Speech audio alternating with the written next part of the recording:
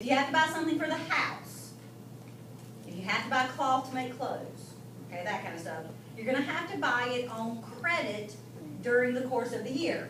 And because of the way the South is decentralized, most of the general stores where people are buying stuff on credit are also owned by the landowner.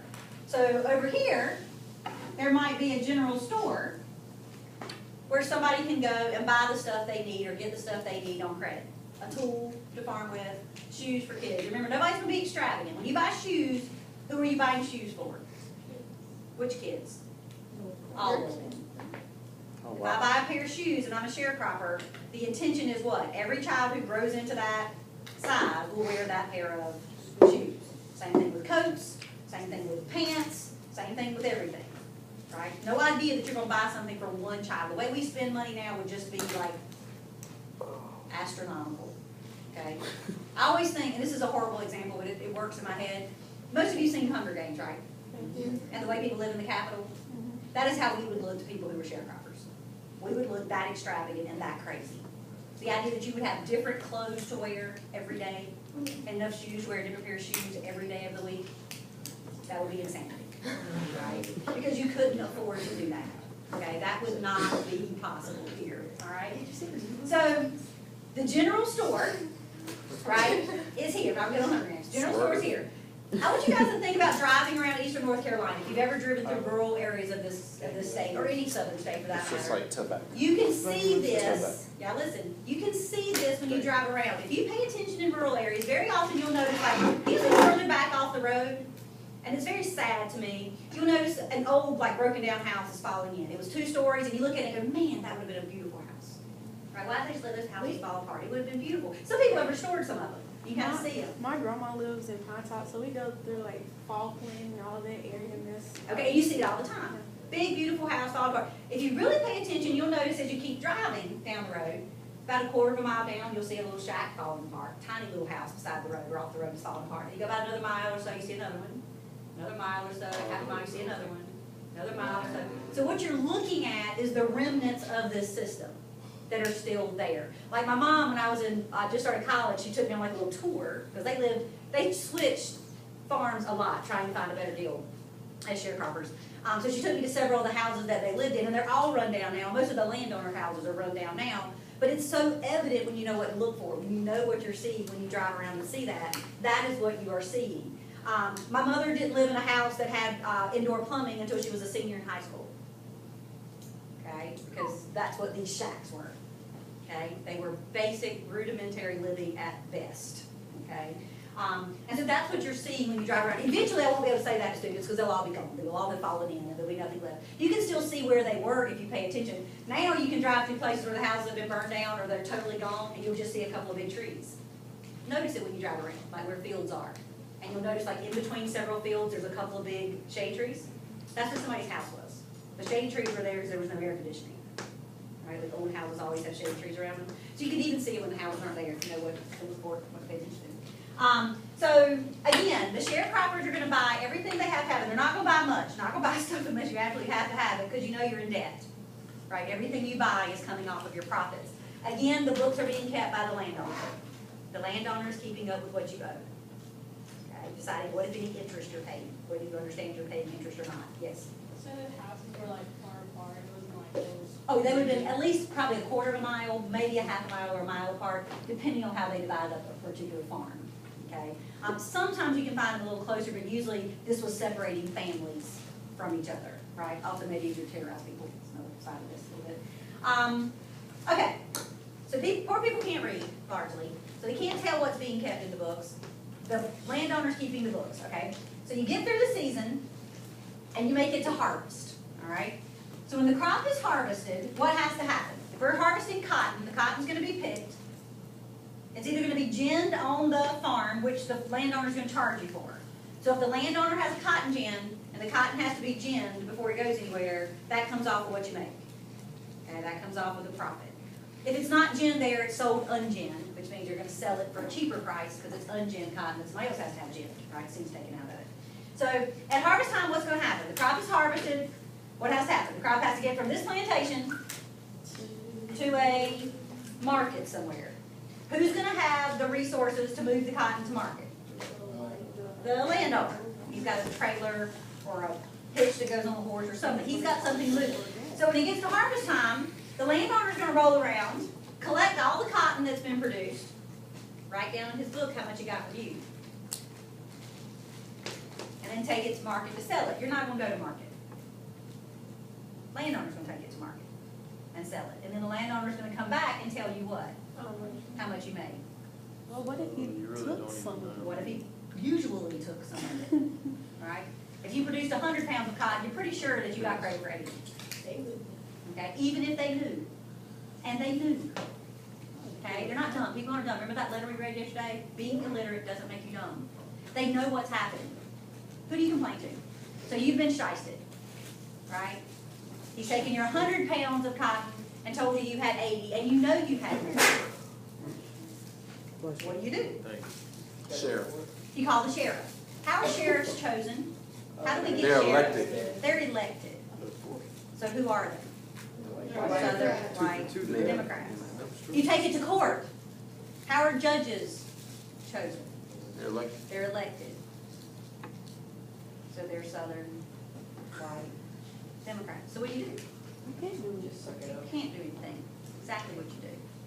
Because to do anything, especially if you're black, is to bring down the wrath of the KKK, right? Who's going to keep you in line and keep you in place. So you're not going to be allowed to challenge anybody. The sheriff, yes, you could have. You would have lived just like everybody else. I knew somebody was going to say that, and I had to go on this rant that I go on every year.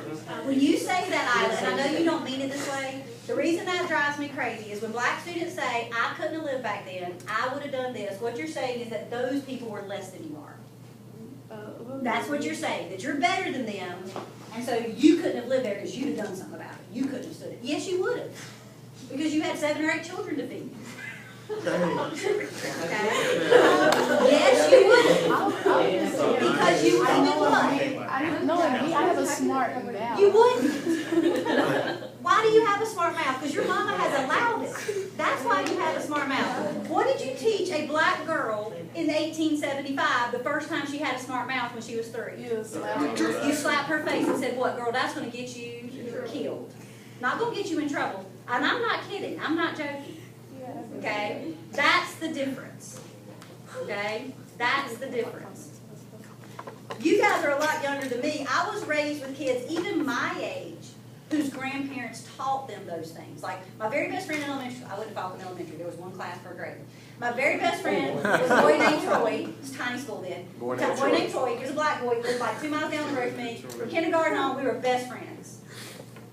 He ended up dating one of my friends in high school, and my white friends, how they're married now, have 3 children, all that kind of stuff. So he went to West Point. It's a wonderful story. But he was raised dirt poor by a grandmother who had been raised as a sharecropper. And when he started dating my friend, his grandmother wept. Not like, I'm mad at you, wept. Wept like, you are going to get yourself killed and you won't listen to me. It wasn't her being over dramatic, it was what she saw when she was growing up. Right? And so, when I say that, and Isla's not the only one, every time I teach this, somebody says, like, I couldn't have lived like that, I couldn't have done that, I would have hit him with the hoe, whatever. Now I'm on video. And it's frustrating, it was on video, and it's frustrating because I just want you to understand that even though you don't mean it, when you say stuff like that about people who lived in the past, you're implying they're not as strong as you, or as smart as you, or as strong-willed as you are. They are. They are. They're stronger than In some cases, probably. Maybe not. I don't know if they're stronger, but I think we all have to like back away from that. Because I have the same, like when we study women's history, you talk about what was done with women, my initial reaction is always the same thing. There's no way I would put up with that. But I probably would, especially if I had a kid I didn't want to lose, right? So family is always part of this. Most people are not sharecroppers by themselves. If you happen to be, think about it, if you happen to be a young black male, no family, no attachments, did you stay and get caught up in this? You did what? You left. You had no attachments. You could get on the road and walk yourself to wherever you wanted to go and not worry about it. If you're married and have a family, you don't drag 8 children down the road with no food. What about like if black women didn't have a family, did they leave too? it was harder for black women, same way it was harder for women in general. Women weren't seen as having rights to property and that kind of thing, so it was a lot harder for a black woman to take off on her own. Much more susceptible to violence, rape, that kind of thing, than a man would do. Yeah. So technically, What are you talking about, man? Come on.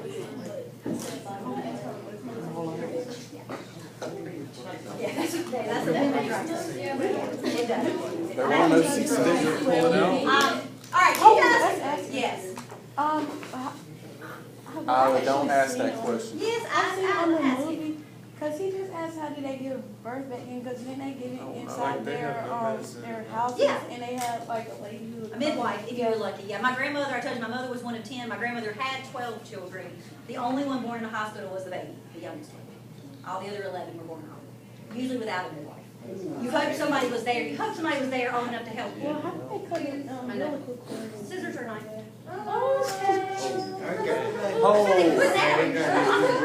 Oh no! What do y'all think they do? They put some kind of laser to it and scissors? No! Anyway, all right. I've had babies twice. I know how it works. Oh God, no! you know, the mixture. Can't do that. All right, this is a good question. What happens to mixed children in this scenario? In the South, during the Civil War, before the Civil War, after the Civil War, mixed children are black. Okay? So being mixed sometimes puts you with the outs with a lot of people. Like, sometimes African Americans didn't accept mixed children very well, but they tended to accept them better than white people did. So typically people who were mixed were in the African American community. Okay? And you guys know there's always exceptions. There were small settlements in parts of the South where black people managed to build a town. There's one in eastern North Carolina called Princeville, which was the first black incorporated town in North Carolina. It was started right after the Civil War, and it managed to hold itself together as a town. It was very sad, all the way up to the floods that happened with Floyd. The floods that happened in like 98, 99, and that town was completely destroyed. It was very sad historically for what it was. So there were examples of that. There were a group of African Americans, we'll talk about this a little bit more in the next unit, called Exodusters, like the Exodus. A group of about 25,000 from Kansas and Missouri who moved west onto land that was now being offered under the Homestead Act and started their own settlements. But those are small groups compared to what most people found themselves living in, right? So what happens when you get here at the end of the year? The sharecropper, the landowner comes home, he says, this is your third. Now you have to pay all your debt. Now he brings out the books, right? So you made this much, this was your third. You owe me this much. And almost always you ended up owing more than your third could pay. So all of the contracts state that if there is debt at the end of the contract year, the contract cannot be changed or broken. If you owe money to the landowner at the end of the year, you have no choice but to enter into the same contract for the next year, during which you still have to buy the stuff you need on credit, during which the landowner still controls the process of sale and controls the books. Do they So borrow what- money from each other? Sharecroppers? Uh-huh. They rarely had any, but sometimes, we'll talk about tenant farming in just a second. Sometimes African Americans who had managed to escape this, either they bought land during the period of Reconstruction when their rights were protected, or they owned a business, would loan money. Who tried to stop that from happening? The KKK. Stop that from happening, right? So if they knew somebody was trying to help another African American, they're going to stop it. Because what is the goal of the white planter, the white southern rich plantation owner? Their goal is to what? Keep the people working in the fields on the plantation, right? So they're going to do what they can here. Now, tenant farming is just like sharecropping, except you are a tenant. Tenants pay rent. Like when you rent an apartment, you're a tenant, right? So if you were lucky enough to save some money, which was hard, have a good bunch of, if you have several good harvests, or you have an honest landowner, I don't want to paint all white landowners as being crooked. They weren't all that way. My mom said it clearly depended on who it was. They lived on some farms and had contracts with some people who were very kind and very supportive and would help them out. Like they knew they didn't have enough food, they'd give them extra food, like from their kitchen and stuff, and pass down clothes, like kind of stuff. And then they also worked with landowners who basically treated my mother and her siblings like you would expect black people to be treated. Meaning my mother they worked on one farm where my mother and her brothers and sisters, if they were delivering something to the landowner's house, weren't allowed to enter in anything but the back door. They could only enter the kitchen. They couldn't go in any other part of the house because they were sharecropper children. And they knew that, they were told, can't come in the front of the house. That same woman, the same woman who owned that farm, was a landowner's wife on that farm, basically treated my grandmother like a personal servant. My grandmother had, at that point, 8 children.